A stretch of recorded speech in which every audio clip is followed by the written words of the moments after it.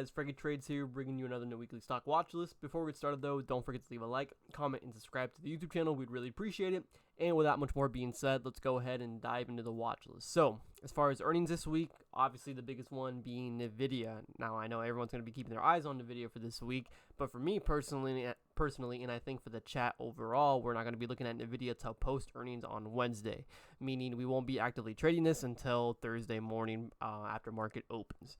Now, with that being said, that is about all I'm watching for this week. The only other two stocks that we could maybe have some sort of after earnings move as well could be Snow, Crowd, and Baba, which Snow and Crowd report after close on Wednesday, same day as Nvda, and then Baba reporting before market open on Friday. Baba's the one I'm really excited about. Snow and Crowd can be a little tricky with how wide those spreads can be, but Baba may be able to provide us something depending on on how earnings go for that stock. So, but besides that, that is all for earnings this week. Nvda being the biggest thing that we need to keep an eye out for, and I'm sure that the entire market is going to be waiting on and see how Nvda reports for this quarter. So, going into the watch list, which I'm sure most of you are excited about, we'll talk about the indexes as per usual, as we typically do. Friday, obviously, we had a major recovery with Jay Powell speaking. So going into this week, all I'm looking at for ES, since we are more catered towards the upside than the downside, meaning, we're closer to relevant levels to the high than any relevant levels to the low.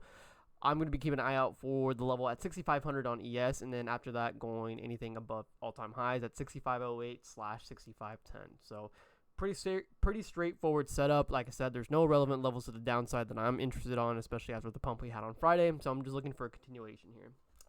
Next up, NQ, similar story, but NQ is behind the market. It's way further behind than what ES is close to all-time highs. Now, with NQ here, we actually have a trend line here on the 4-hour or even on the 1 hour. Either one works. It looks cleaner on the 1 hour.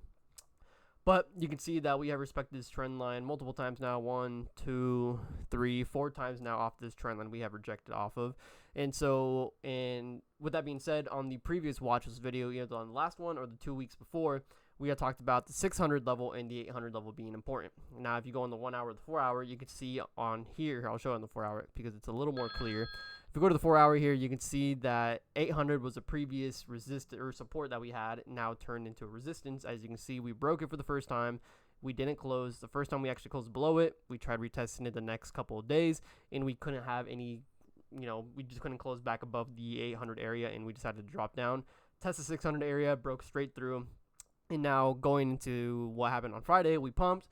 600 came about. We couldn't get a close above there, showing that this old support is now turned resistance. And this may be the same thing with 23,800 here on NQ. Like, the big thing you have to remember here with NQ is it is lagging and it is behind the market compared to something like ES.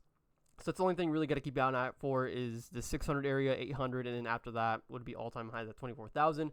Who knows how this is going to open up during the weekend, so being today or going into tomorrow morning. It's not my job to predict where it's going to happen or where it's going to be at. My job is to react on how it opens up on Monday morning and going about from there.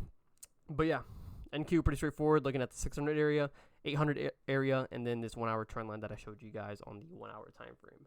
Now, as far as stocks go, first things first is Google. I'm sure you guys took a quick peek on this one. After earnings high, I guess all-time high is 209.51. The high we made on Friday is around 208.80, I believe, 208.50. So the level that I'm looking at here is the 209 entry on Google. Now, the tricky part about this is this 4 hour trend line that we have here. Now, we have rejected off of it twice. 2 times right here off its starting point, so it is a valid trend line to me, but this does need a little bit more time to develop.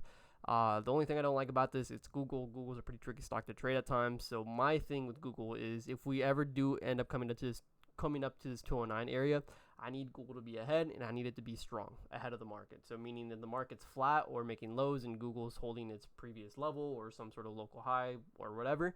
It's just showing me strength that it's holding up against the market during pullbacks or consolidation. That's showing me signs that Google is strong. That's the only way I end up taking Google here if it doesn't set up or consolidate at this 209 area or even at that all-time high at 209.50. My target would be 210 despite on both entries because the only 2 entries I can see on this is 209 or 209.50 going into that 210 area. Like I said, Google is a little tricky when it comes to trading it because it really needs to set up in specific ways for you in order to capitalize on the moves that it makes. So in this specific scenario, I would like it to consolidate a little bit more, but if we happen to come up, then it's whatever, right? I'll just have to go in lighter. So, but yeah, that's Google. Pretty straightforward setup, all-time high play.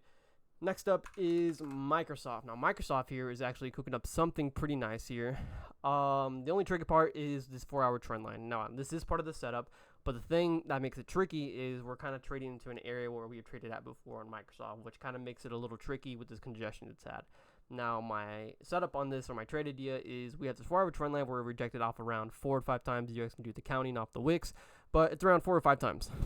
We actually have a flat top here across 511. Now, the issue with this flat top is it's only a 3-day setup at this point. There's not much consolidation here. It's kind of based off of pre-market high, but it's the closest level that I can get to wanting to play this trend line, because I do want to play this trend line, but I won't just play the trend line on its own. That's not our job. That's not what we do in stock hours. It is pretty risky, and you're just playing off of lines, right? You're not playing off anything relevant.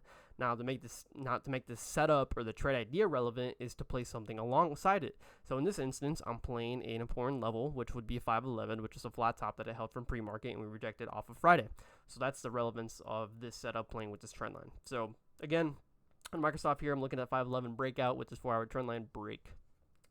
Next up, and last but not least, is Tesla. Now, Tesla being the stock of the week with the move it made on Friday. Of course, it was the news, but Tesla definitely held up on some of its own strength as well.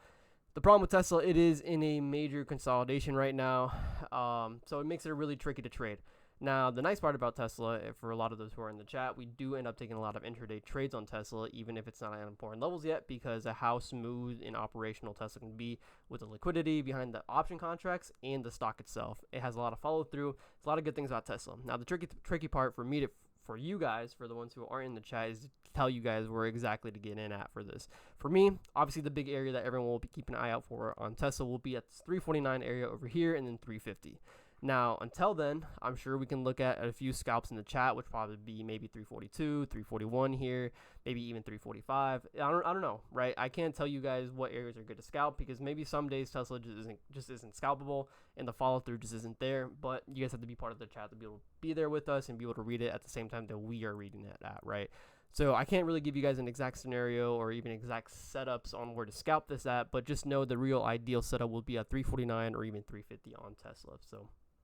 But yeah, that's about it for the watch list, though, guys. That is all that I had that looked solid. Nvidia, obviously, I can't have that on the watch list because of earnings for this week, but that will be the biggest factor or news catalyst for this entire week that the market will be dependent on and waiting for. So, of course, with the whole chip AI thing, that's obviously why. But yeah, hope you guys enjoyed the video. Before you go, though, don't forget to leave a like, comment, and subscribe to the YouTube channel. We'd really appreciate it. With that being said, hope you guys enjoyed the rest of your Sunday and have a fantastic week. Peace.